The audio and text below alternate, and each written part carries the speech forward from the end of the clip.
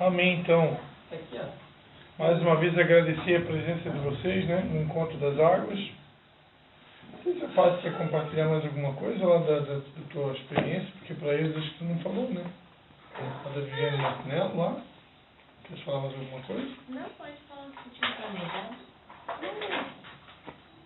O planejamento veio aqui agora. Ah, é? Quero deixar uma mensagem aqui, o chamado do Mateus, aqui o falado do chamado do Mateus. Ah, aquele dia que eu fui no Encontro das Águas só tinha Mateus, meu Deus. Você foi só João. Devia ter Paulo também. Mateus. Lucas 5, 27. Lucas, Evangelho de Lucas, capítulo 5, 27.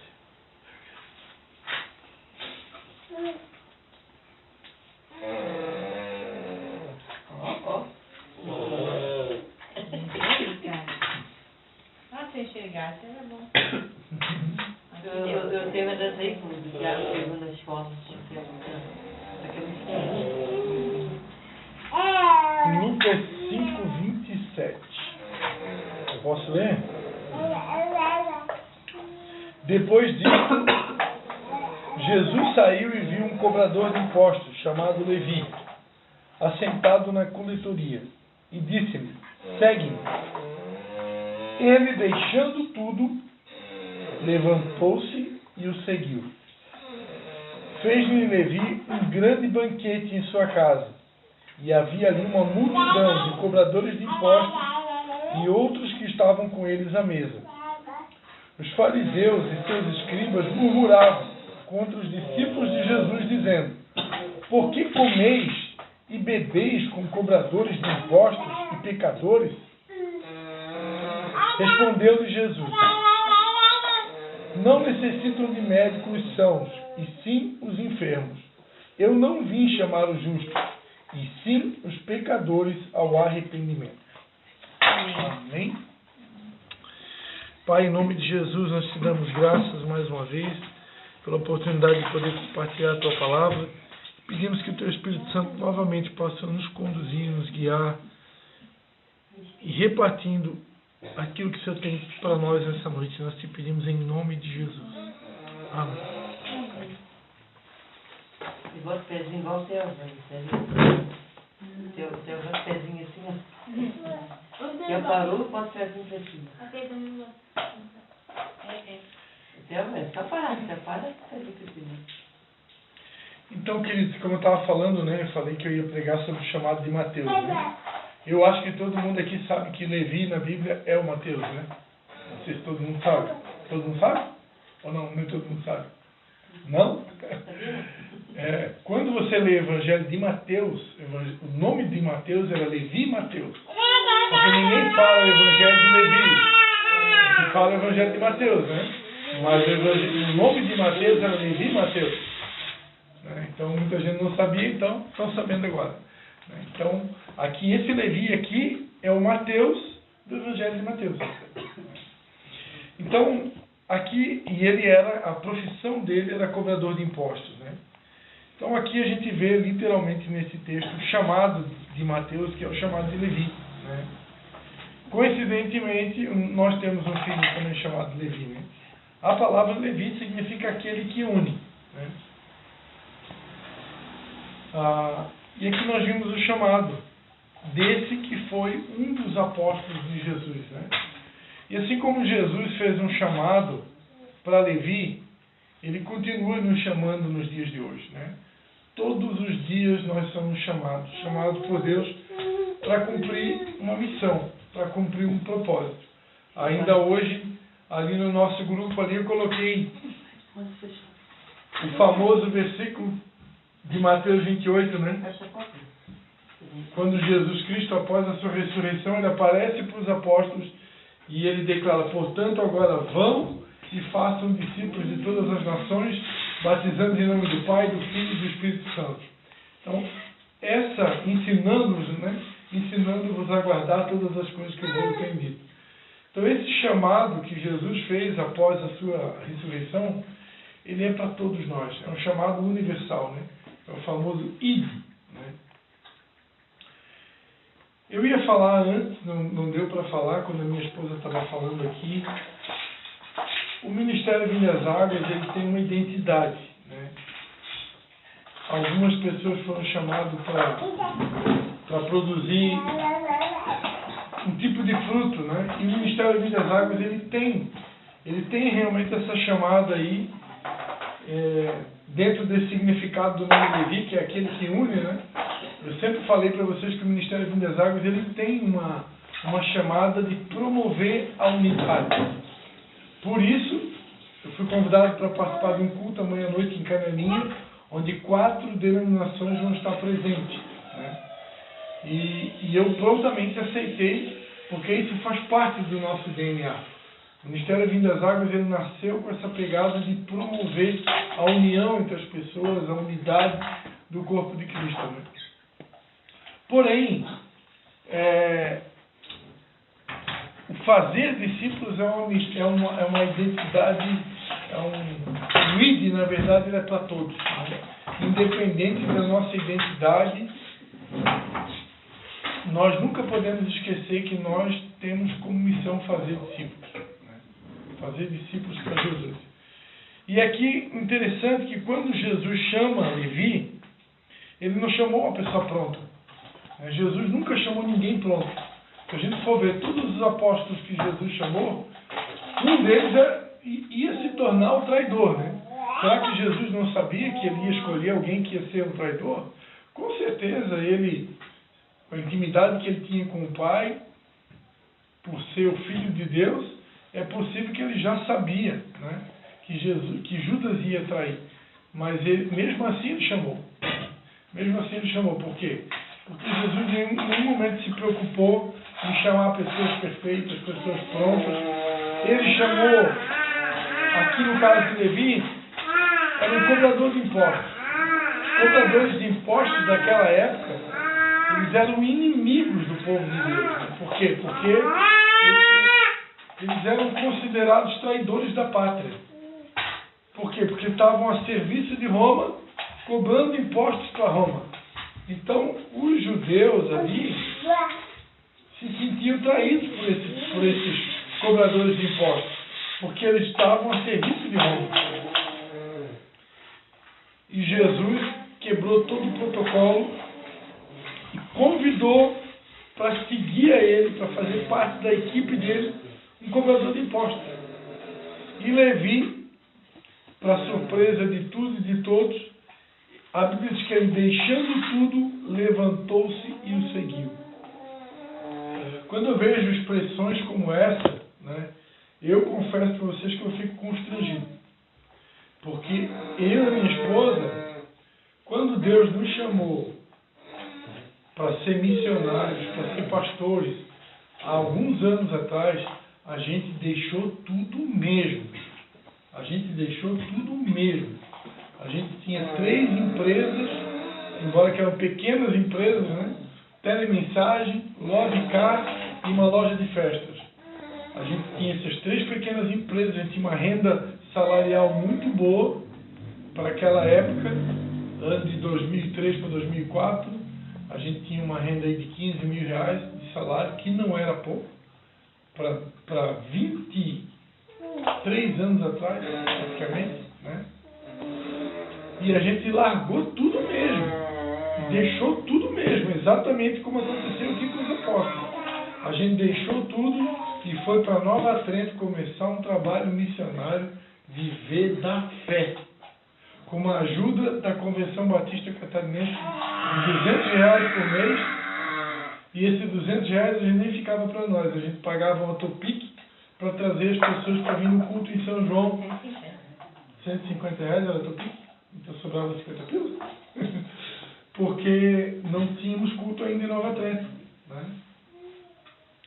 Hoje... Não, 150 eles ajudavam. A autopique era mais, aí a Dona Saúde, acho que a Cida, seu Oscar ajudavam a completar. Eu sei que o valor dos R$200 a gente pagava autopique. Isso eu tenho certeza. Né? Então, talvez hoje, na realidade que se chama hoje, Deus não vai exigir, né? Todos vocês aqui têm os seus trabalhos, como hoje eu e minha esposa voltamos a trabalhar, né? Por uma necessidade, por uma circunstância, um redirecionamento de Deus.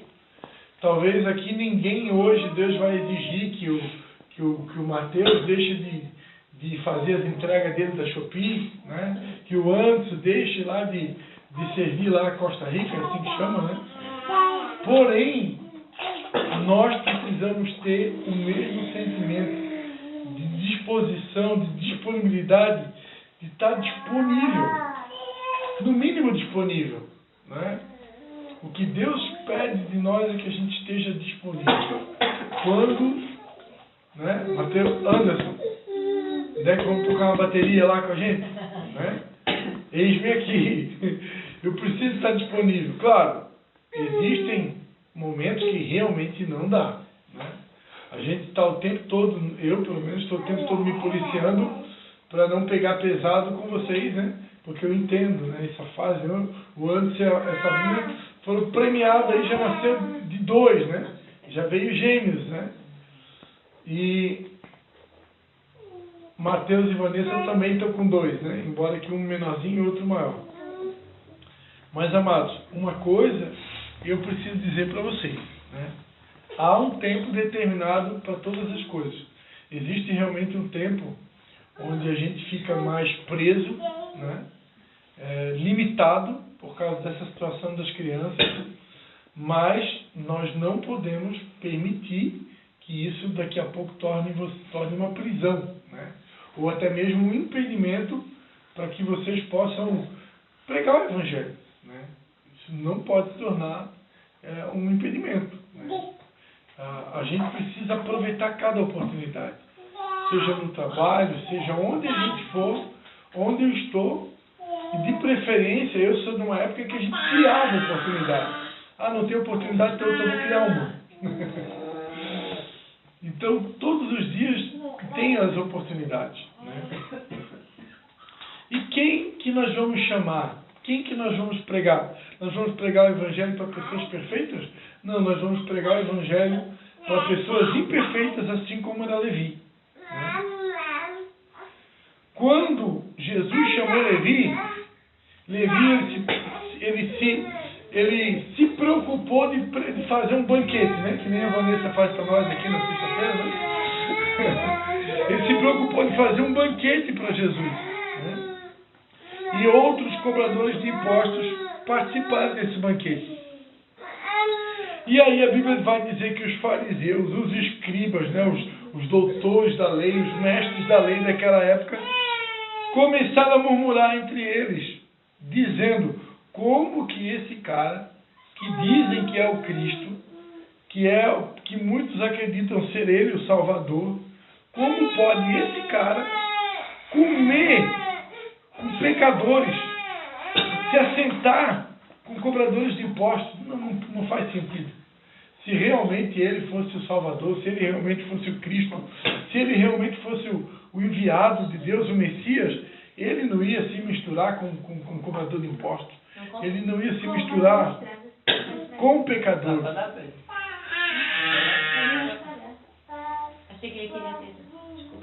E aí Jesus responde, né?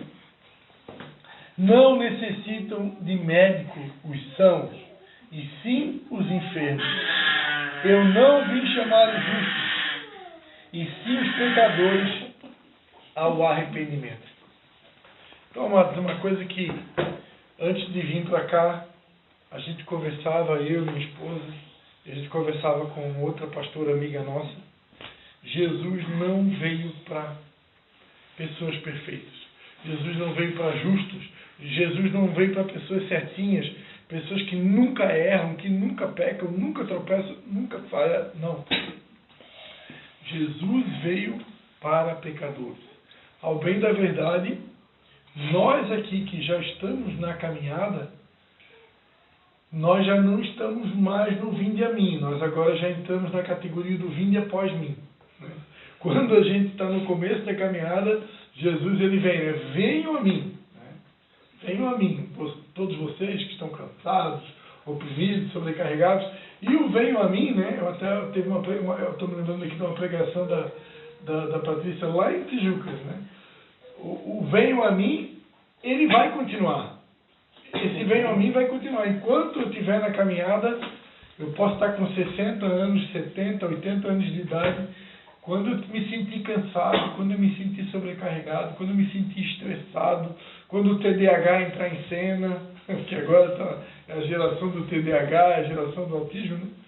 Eu posso ir a Jesus, lançar minhas mochilas, lançar meus pesos, minhas bagagens e clamar pelo socorro dele, pelo alívio dele. Ele vai estar sempre disponível. No entanto, nós aqui, que já estamos um tempinho na caminhada, agora nós já entramos na categoria do vinde após mim, né? Agora, Jesus quer ir na frente, ele vai na frente e ele vai apontando o caminho. Ou seja, assim como ele formou uma equipe de apóstolos, assim como ele formou discípulos, ele espera que nós possamos fazer o mesmo. E o final, né, ali? Isso. Ele diz assim, me chamar pecadores, né? Aí a gente fica só nessa parte, né? Vim chamar pecadores, então tá tudo certo, né? Que eu sou pecadora. Então eu vim para Jesus. Mas aí, pecadores ao arrependimento. Exatamente. Vim chamar pecadores ao arrependimento. Ele espera que haja uma mudança de Né? vida. Então ele chama como a gente tá, mas ele não quer deixar a gente como a gente tá. Ele quer nos mudar. E se a gente não ora? E se a gente não põe o joelho no chão? E se a gente não pergunta para Deus o que eu tenho que mudar? Como é que eu vou mudar? Se eu não perguntar, se eu não pedir para Deus, sonda-me, vê se há em mim algum caminho mau, Senhor. Me mostra o que eu tenho que melhorar. Ele mostra. Mas a gente nem ora, que a gente já sabe que ele vai mostrar, a gente nem pergunta. Para ele não mostrar, para a gente não mudar. Porque o ser humano é ruim de mudar, né? De querer mudar, né? Mas toda mudança vale a pena. Né? Que o Senhor é o nosso Pai, que é o melhor. Quer nos lavar, nos purificar, para a gente ficar mais perto dele, né? Jesus está voltando, está às portas. Então não dá para ficar ali no muro, né? Nós temos que tomar decisão. Eu quero me aquecer, eu quero estar bem perto do Senhor. Né? Quero orar mais, ler mais a Bíblia, cantar mais, orar, né? A Bíblia diz em João 15, né? Que aquele que não dá fruto, ele corta, né? Mas quem dá fruto, ele poda para que a gente dê mais fruto ainda. Né? Então Deus, o tempo todo, ele espera que a gente possa produzir frutos. E esse fruto está ligado realmente ao arrependimento, está ligado a uma mudança de vida. Né? Assim como Jesus disse para Nicodemos, né, é necessário nascer de novo, ele continua esperando que aconteçam transformações, né? Mudanças na nossa vida. E para que é a poda? A poda é para uma priorização de valores. Até anotei uma colinha aqui que é uma pregação minha aqui de 2006, ó, outubro de 2006. Tem quase 20 anos essa pregação aqui. Ele guarda tudo. A poda serve para uma priorização de valores. De tempos em tempos, Deus quer nos levar a novas prioridades. Talvez a prioridade máxima agora, vou pegar o exemplo aqui do Anderson da Sabrina, é cuidar dessas duas belezuras aí. Né? Então, estão muito pequenininhos e são umas joinhas, né? Mas de tempos em tempos Deus vai mudando as nossas prioridades. Né? Claro, filho vai ser prioridade sempre. Sempre. Assim como o reino de Deus e a sua justiça também sempre vai ser uma prioridade. Jesus disse, buscar em primeiro lugar o reino de Deus e a sua justiça. É em primeiro lugar. Não falou que é em segundo lugar. Então o reino é prioridade. Assim como... E aí eu gosto de ensinar, né, que no reino, qual que é o principal personagem do reino? É o rei. Então, a prioridade do reino é a minha intimidade com o rei. Né? Maria escolheu a melhor parte. Então, a melhor parte é o meu tempo de intimidade com o rei. É o tempo que eu dedico à oração, meditação na Bíblia, o meu a sós com Deus. Essa é a prioridade máxima, inegociável. Depois vem No reino, o que vem no reino? As famílias do reino. Só existe reino por causa das famílias do reino. Então aí vem em primeiro lugar, depois do rei, a minha família. A minha família é prioridade máxima. Eu sei que a minha família talvez nunca vai ser perfeita. Mas eu estou sempre tentando aparar as arestas. Essa semana eu orei muito, Senhor, me ajuda a colocar a minha família em ordem, me ajuda a colocar tudo em ordem, me ajuda e me ajuda. Porque eu sei que a nossa família não é perfeita. E talvez esteja longe, mas eu estou o tempo todo pedindo a Deus, Senhor, me ajuda. Eu estou sempre me esforçando para ser um bom pai, me esforçando para ser um marido melhor. Né? Eu estou me esforçando. Estou. Né? Então, isso é nossa responsabilidade.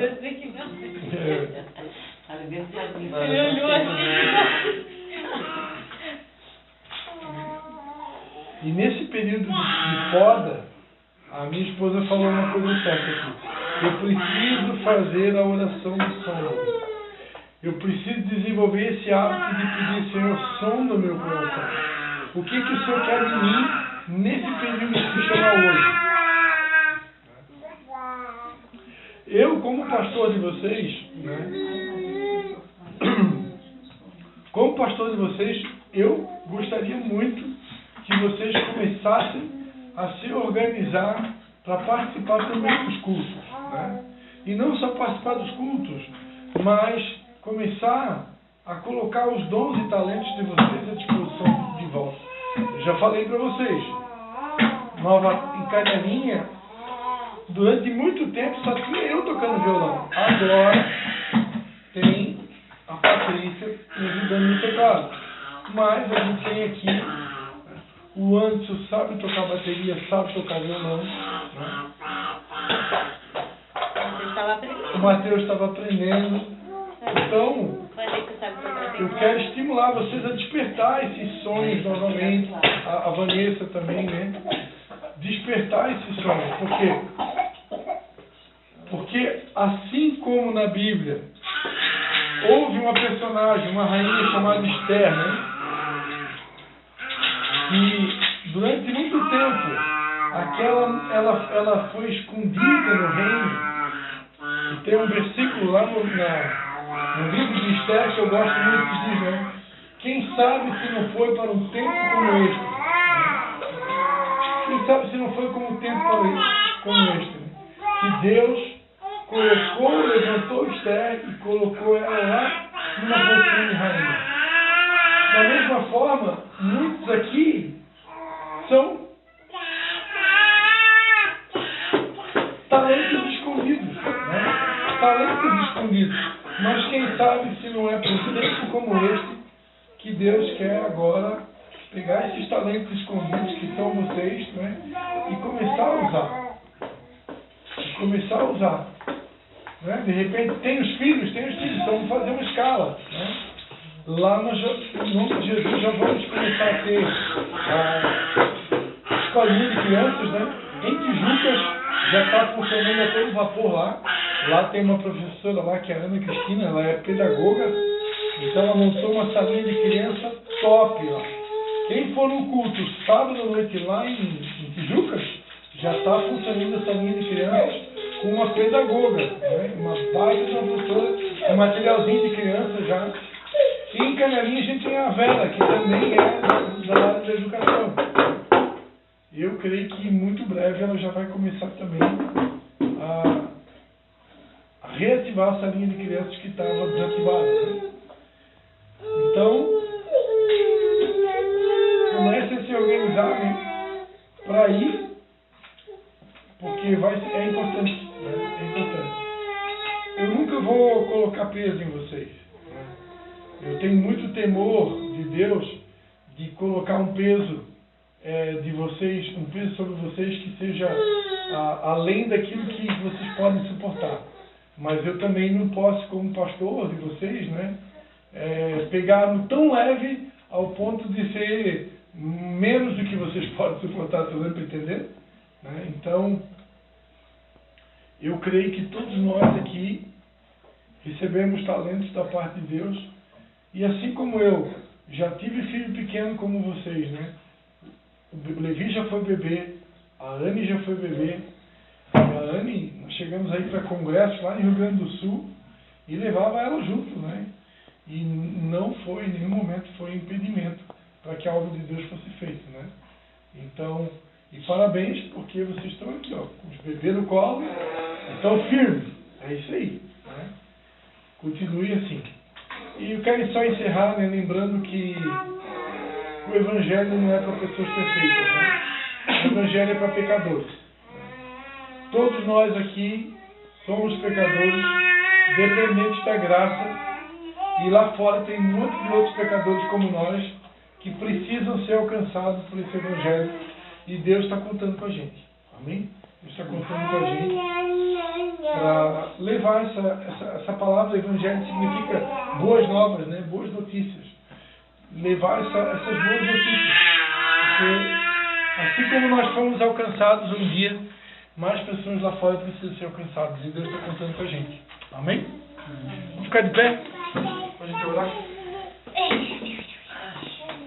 Eu vou ter que dar um treinamento tudo de novo. Treinamento? Nas aulas. Ah, pois é. Vamos reativar os talentos aí. Vamos reativar. Vamos reativar porque Deus está contando com a gente. Né? E vocês sabem, né? Uma igreja com uma equipe do louvor é diferente. É diferente de passar uma pessoazinha lá com o violãozinho na mão. Ai meu Deus, eu sou... Tu deixa cair não? Ele veio sozinho. Com duas pessoas ali. Nenhuma ajudou ele. Tinha uma proteção ali, né? Ele vai ter cabeça não. Mas vai ter patrícia física na madeira. Não, só deixa que é mais proteção. Oi, tia, pode vai ficar bravo com a tua tia, pode, foi lá que ele falou com ele.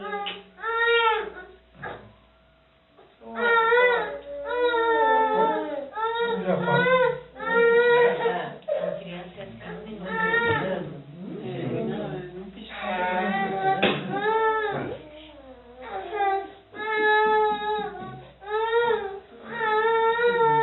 Vamos orar então.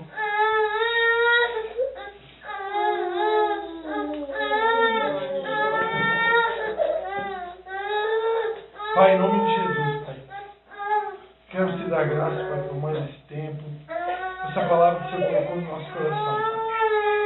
O Senhor tem ministrado aos nossos corações, Pai, sobre a importância, Pai, de colocar os nossos dons e talentos à disposição do Teu reino, Pai. Nós queremos, Pai, respeitar, Pai, o momento de cada um, Senhor, e entender a fase de cada um, Pai. Mas também, Senhor, não queremos, ó Pai, de hipótese alguma, enterrar os dons e talentos que o Senhor nos deu, Pai. A vocação que o Senhor nos deu.